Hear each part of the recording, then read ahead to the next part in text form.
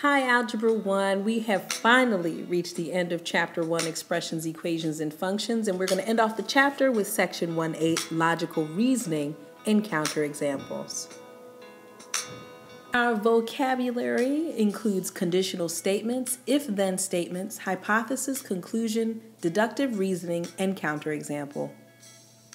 Taking the first two terms together, conditional statement is any statement that can be written you can rewrite it and it can be written as an if A, then B will occur.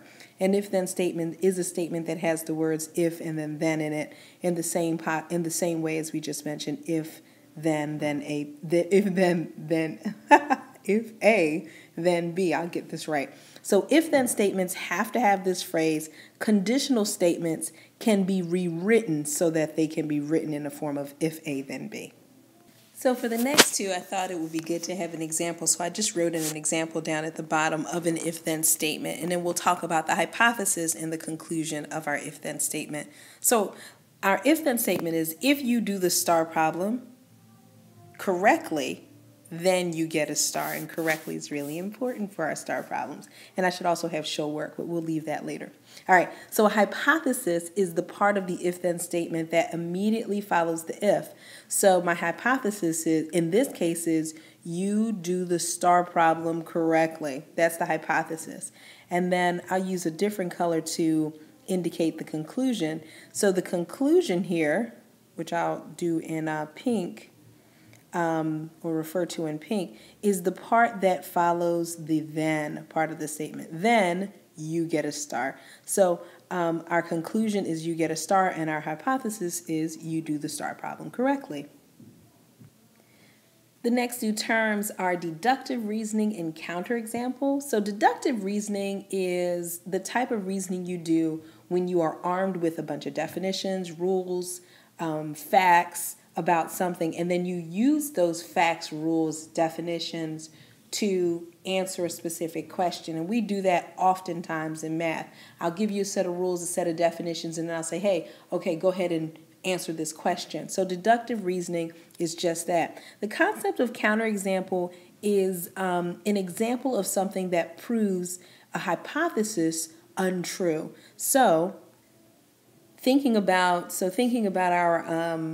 our if-then statement from before, if you do the star problem correctly, then you get a star. Let's think of a counterexample, a specific case in which the hypothesis is true, but the conclusion is false. So what would that be? That would be an example of somebody who did the star problem correctly, but they didn't get a star. So we come to our first example. Example 1 is to identify the hypothesis and the conclusion of each of the following statements. So if it is the 4th of July, then we will see fireworks. So I'm going to use the same key I did last time. I used black for the hypothesis, so I'm going to underline if it is the 4th of July. I don't have to write down the if part, just what comes after the if, nor do I underline that portion either. If it is the 4th of July is my hypothesis, and then my conclusion is going to be underlined in pink. We will see fireworks. All right, let's try this next one. What would my hypothesis be in this problem? 2x minus 10 equals 0. My conclusion is x equals 5. Example 2, please forgive me when I do this on the computer, then transfer it to my iPad. It does not look good all the time. I should have pre-tested this one out, but I'll read it to you. It says, example 2, write a conditional statement in if-then form.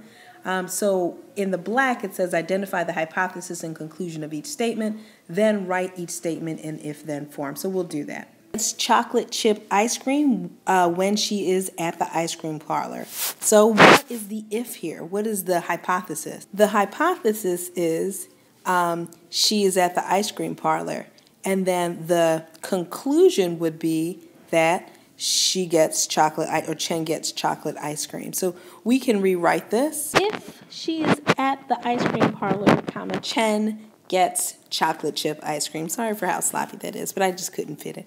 All right, so that would be a rewrite of a conditional statement into an if-then statement. And then we have this next one.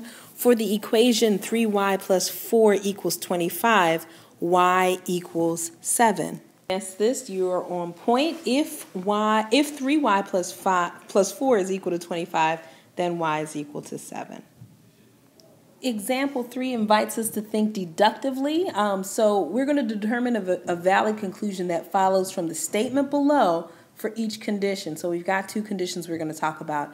If a valid conclusion does not follow, we're going to write no valid conclusion, and we're going to talk about why. So if we look at the statement, here's the statement or the rule that we're going to keep in mind. The rule is, if one number is odd and another is even, then their product must be even. If you guys don't remember, you need to know product is the answer you get when you multiply. So it's the answer to a multiplication problem. So the numbers are 5 and 12. Since the numbers are 5 and 12, we have the condition right, we have the situation right to lead to the logical conclusion, which is to get an even product. So the answer is even. And I think that that's logical. We can say that the answer here is even. So yes, we do have a valid condition that follows. But look at this one. We find out that the product of 2 numbers is 24.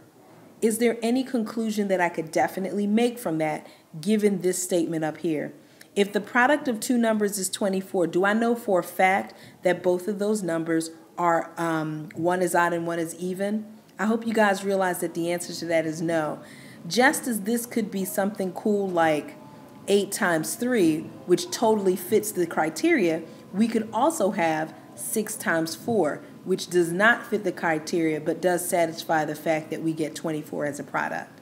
So there is no valid conclusion here.